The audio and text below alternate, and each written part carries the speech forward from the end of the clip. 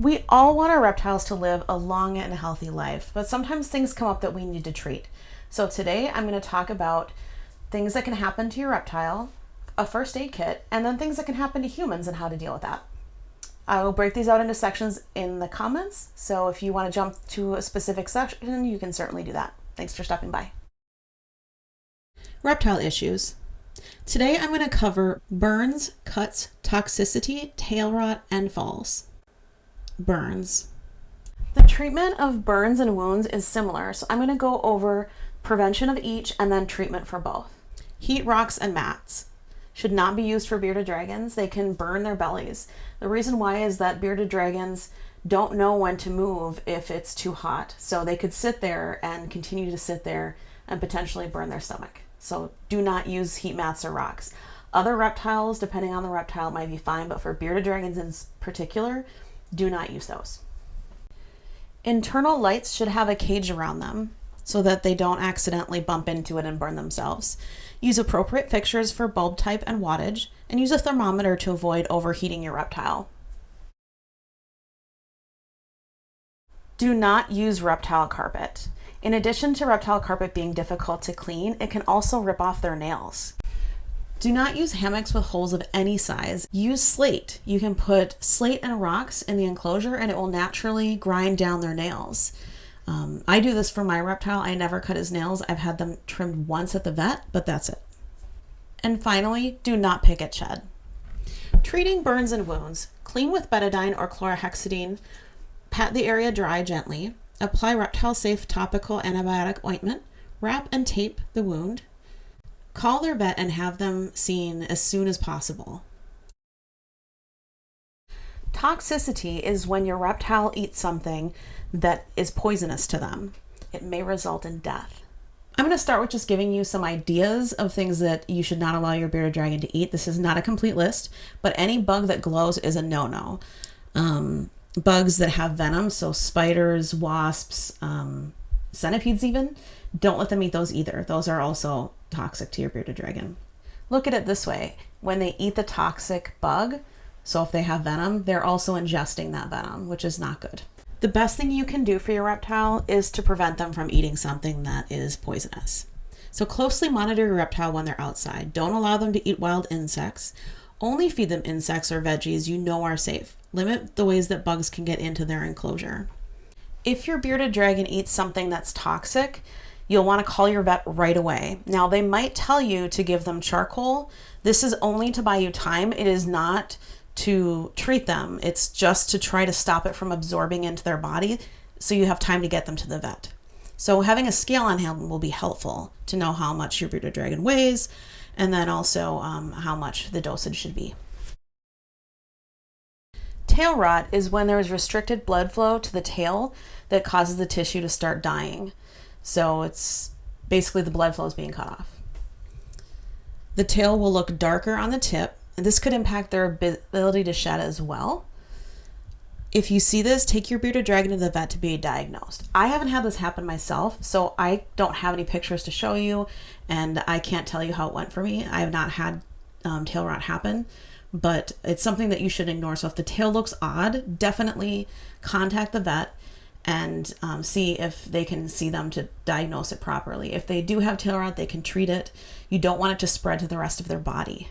There can be many things that cause tail rot, including and just general health. So definitely don't ignore it. Falls. Bearded dragons have many thin bones. A fall could really hurt them. So the best thing you can do is prevent the fall from happening. This is one of the reasons I don't support multi-level enclosures and I don't support having ramps going into and out of the enclosure. Also, your bearded dragon should be basking most of the day, or at least having the ability to bask most of the day. They shouldn't be free roaming because they won't get the UVB they need. Prevention. Watch your bearded dragon when they're out. Don't allow unsupervised roaming. Also, it's a great time to spend with your bearded dragon. You can really bond with them and have fun.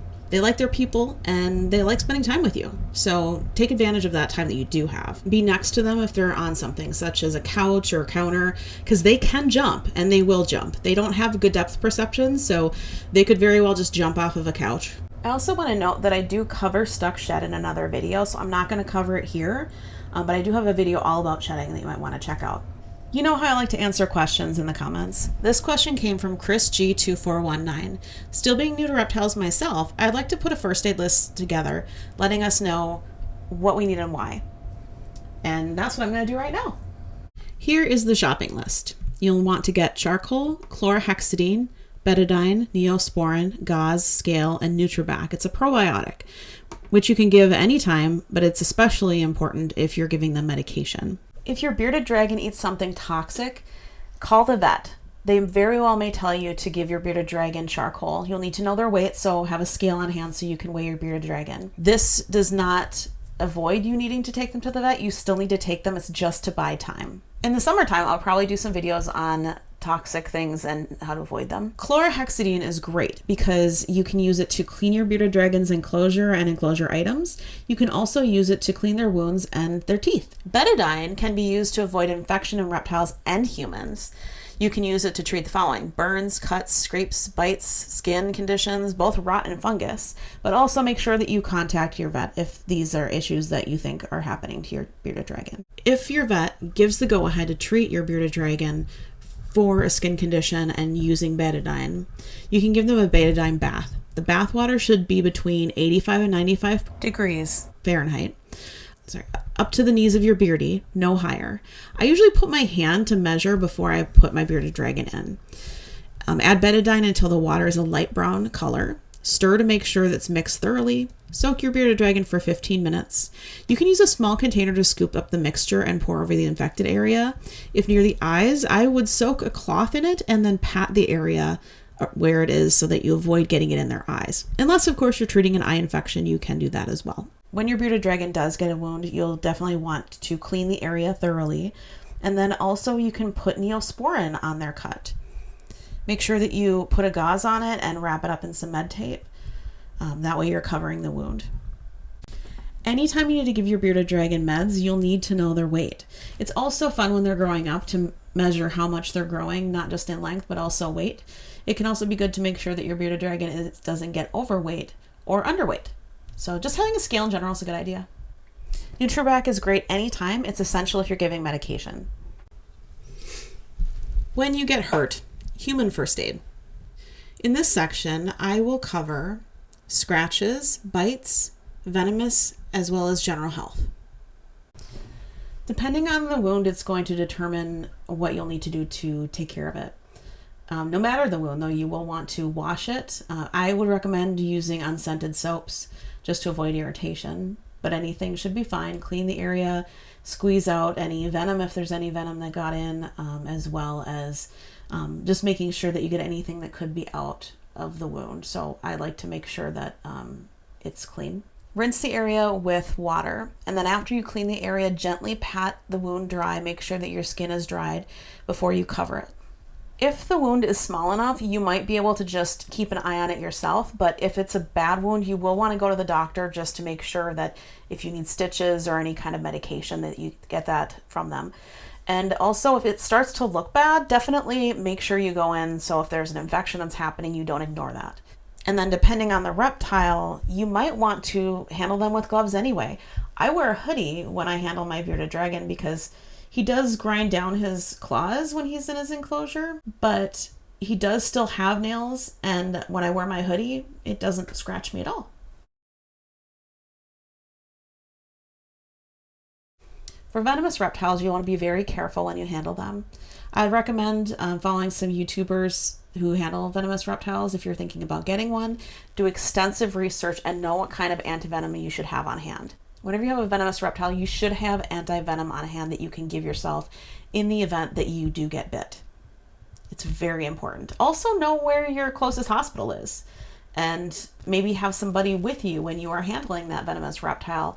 So if something were to happen, they could help you. And now I'm going to talk about just some general health things. Anytime you handle a reptile, you should just wash your hands afterwards. Keep in mind that some reptiles, not all, make hairy salmonella. Because there is that risk, you want to make sure that you always wash your hands after handling. And I don't recommend kissing your reptiles. Technically, you shouldn't get it unless their feces are ingested. However, I still wouldn't risk it. I would still, just to be on the safe side, because I'm a careful person, to just wash your hands after handling, and don't let them, crawl over your face maybe. Or if they do, just wash your face after, just to be on the safe side. So now I have some subscriber questions. All Powerful Mitochondria 759 asked me some questions about crypto as well as choosing a vet. I do plan to cover crypto in another video, as well as other illnesses, more specifically, illnesses that they can have. I will also cover looking for a vet, how to find a good vet, things like that. I appreciate you asking that question, because it was something I wasn't sure if or when I would do that. So knowing that there's an interest is helpful. Your comments that you give me really help me drive what I might come out with next. So for example, I did have a poll about this video saying, these are the videos that I'm working on. I was working on research as well as some talking points. And when I saw that a lot of interest was in this first aid kit, I decided to make this video next. The video that I made prior to this was one I've been working on for a while about Menchie's bioactive enclosure, not rebuild, but I was working on her bioactive 1-year update, just to kind of give people an update. And it's something I wanted to do at 6 months in a year, but I didn't have the time at 6 months. So I felt like I needed to give some more love to the crested gecko fans. So your comments really do help me know what you guys like and what you want. And if there's something that you're interested in hearing about, please just drop it in the comments, because I do pay attention to that. It's also nice to know, who's watching, what animals you're interested in that I have. I do have crested geckos. I have a chihuahua, I have an African fat-tailed gecko, and I have a bearded dragon and a houndstooth snake. And I was thinking about doing some comparison videos. I know that there are other people who have stuff like that, but I thought it might be fun to talk about, if you're thinking about getting a crested gecko versus an African fat-tailed gecko. Anyway, thanks for watching. I'll see you in the comments.